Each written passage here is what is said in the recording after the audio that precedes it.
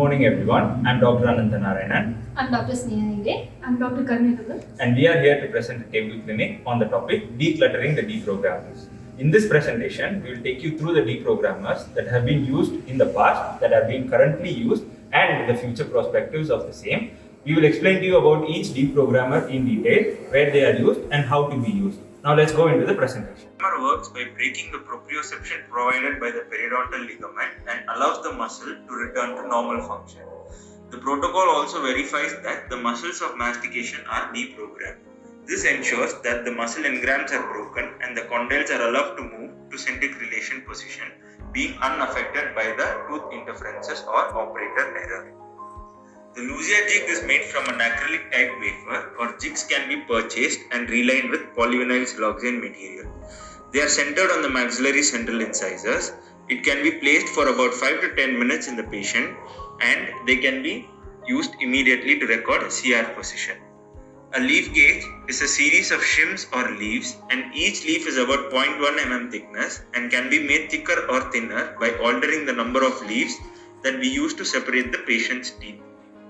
It is used on the maxillary central incisors.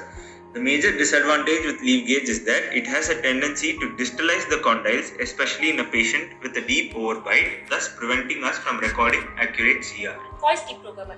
It's a parietal coverage maxillary upright device with a flat plane inward to anterior.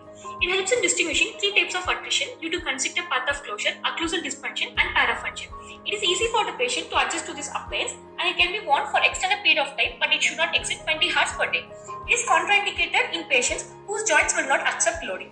Butterfly deprogrammer. It has a ramp extending on the parietal aspect of the incisors in the midline. This makes sure there is one point contact with the lower incisors. It does not cover the facial surface of the teeth and is aesthetically acceptable. It helps to confirm the diagnosis of TMD and the appropriateness of jaw repositioning as a treatment. It brings about relaxation of masticated structures and construction of deprogrammed white appliance. Modified butterfly deprogrammer. It is different from conventional butterfly split, as a ramp is modified into a plane contacting as many incisors as possible. It is used to treat disc interference disorders, intermittent or chronic locking of the joints, and inflammatory disorders. It is a non-invasive procedure and it relieves symptoms within 24 hours without any analgesia. Nociceptive trigeminal inhibition tension suppression system (NTA-TSIS). It is a small prefabricated anterior bite stop which covers the two maxillary centrals or mandibular centrals. The fit along the teeth is accomplished by filling either an autopolymerizing plate or thermoplastic material into the base of the device. It is indicated for prevention and treatment of bruxism, occlusal trauma, and tension type headaches or migraine. It is contraindicated in internal derangement problems and red joints. Coming to the rest of the deprogrammers, they not just aid in recording centric but also act as bite guards, as they are generally made with soft skin material over which self-care acrylic is adapted to make ramp or planes. Coming to Cranham deprogrammer, it's a versatile rotative appliance, has a small flat anterior stop that contacts the lower central incisor, slightly disoccludes the posterior teeth, and has no occlusal coverage. Coming to B-split, given by Dawson Academy, is a flat, plain splint which can be fabricated for both the arches, opens up the contacts and helps relax the pterygoid muscle. It features a full occlusal coverage with a small anterior disoccluding element, has 2 mm anterior length from the incisor edge. It is used for patients who require long-term wear and gives a smooth level incisal contact from cuspid to cuspid. Coming to Great Lake Mini deprogrammer, it has 5 to 5 occlusal coverage, 4-point contact for opposing anteriors, and can be given for the lower parts as well. It is ideal for patients with a deep bite. Spear deprogrammer has a 3 to 3 anterior bite plane, 1 mm of full occlusal coverage. Coming to flat plane splint, it's a sterilization appliance fabricated for the maxillary arch. It results in minimum change to the maxillomandibular relationship and is used as first-line therapy for patients with TMD.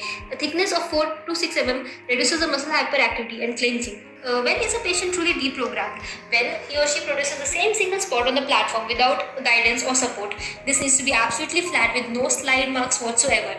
If a patient gives more than one marking, then the deprogram is not completed and they need to wear the deprogrammer for more hours per day or for more days. These deprogrammers offer an easy centric relation mounting technique and protocol and avoid failure of the prosthesis fabricated as well as inserted. Now that we have gone through all of these deprogrammers, we hope we understood their uses and use them correctly in our daily practice.